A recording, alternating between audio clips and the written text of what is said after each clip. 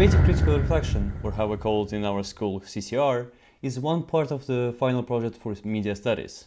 Basically, you need to answer 4 different questions in creative way, whether you're making a poster, podcast, magazine, or recording a video. It doesn't matter, just need to be creative. But I'm not here to tell you about CCR, because I assume that this video is observed by examiner, teacher, or a student of media studies. Then why do I mention CCR if I'm not talking about it?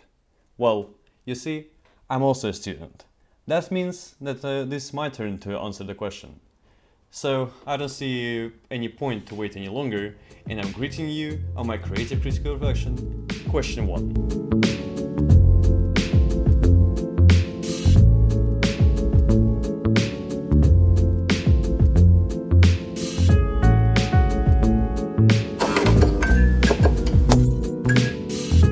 First topic which I want to cover in order to answer question 1. What genre does your media product belong to? And what typical conventions of that genre have you used or subverted? I was working in a group of 3 with Damian and Kostek. Damian really likes dystopian films, and Kostek likes action. So we decided to combine those 2 genres and create dystopian action film. Oh, and if you want to check if we succeed, you can check our film opening by clicking the link in the description. But I had one big problem. Honestly, I don't really like watch serious films, but I like to record them. Oh, so you want to become a film creator? No. Wait, so how does it make any sense? This topic went into the wrong direction. Anyway, in case I'm not really interested in those movie genres, I had to become more educated in the topic of dystopian actions. I asked Kostek to create me a list of films that I can watch, and which will help me to create a script at least in my head.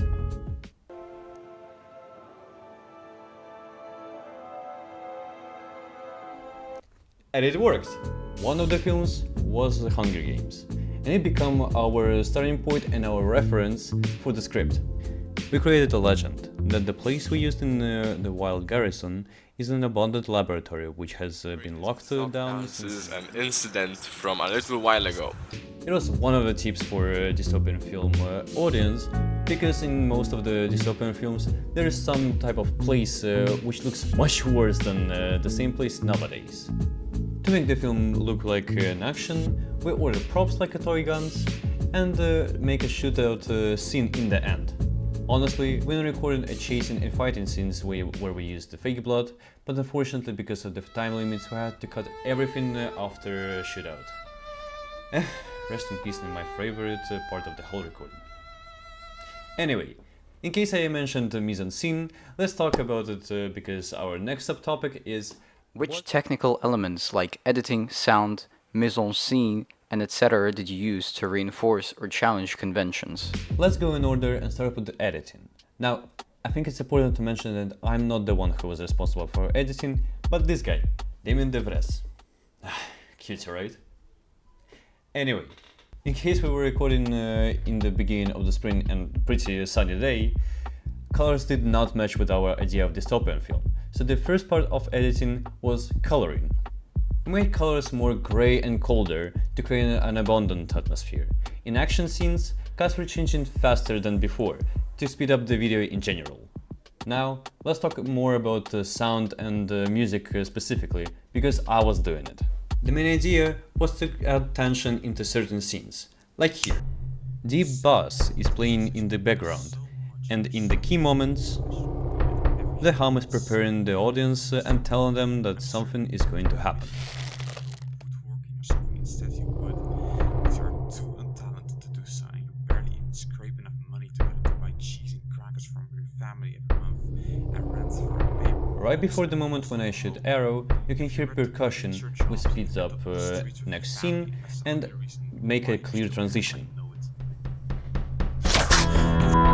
Oh no! What happened? I'm coming! You cockroach, get up! Music during shootout scene was created by using orchestra instruments, which I usually used in dramatic films or important scenes. For mise-en-scene, as I already mentioned, we used the toy guns and colored them to make them look more realistic. Additionally, we found a handmade bow and made an arrow out of stick. Also, we made a fake blood which you may see on the last frame on the arrow. And for the last topic for today, let's discuss What social groups or issues are represented, and how do you show them in your product? In the Wild Garrison, we showed two social groups, military and homeless people. For military costumes, we used face masks and clothes in colors which can help to hide in the forest or in the dark, which includes black and camouflage clothes. For my costume of a homeless person, I was researching pictures and stereotypes about them to choose clothes. In conclusion, the main characteristics I found for homeless people is that they wear dirty torn clothes, have a long hair, or unshaved face. To make myself look homeless, I bought a cheap sweater and tore it. Fortunately, I already have long hair, so the only thing left is to not shave a couple of weeks. Perfect! In the film opening, we divided props that one social group have one set of equipment and another has another, as military have more modern equipment and homeless have handmade tools. Well, I hope that I explained everything well enough. I will also leave links on my other creative producer reflections, so if you want to check my other works, feel free to go into the description below. Have a nice day, and I wish good luck to other media studies students. Hope we'll meet again.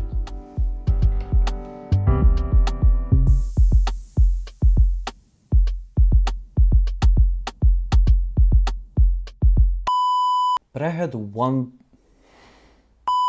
more like an action where props like toy guys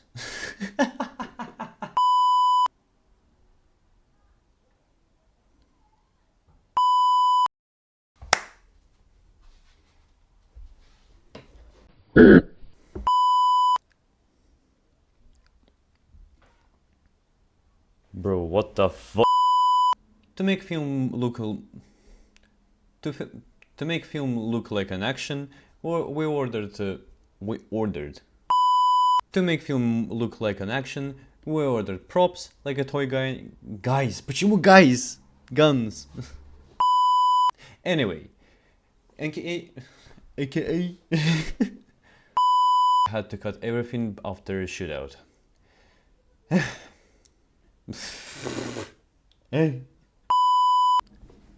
Perfect.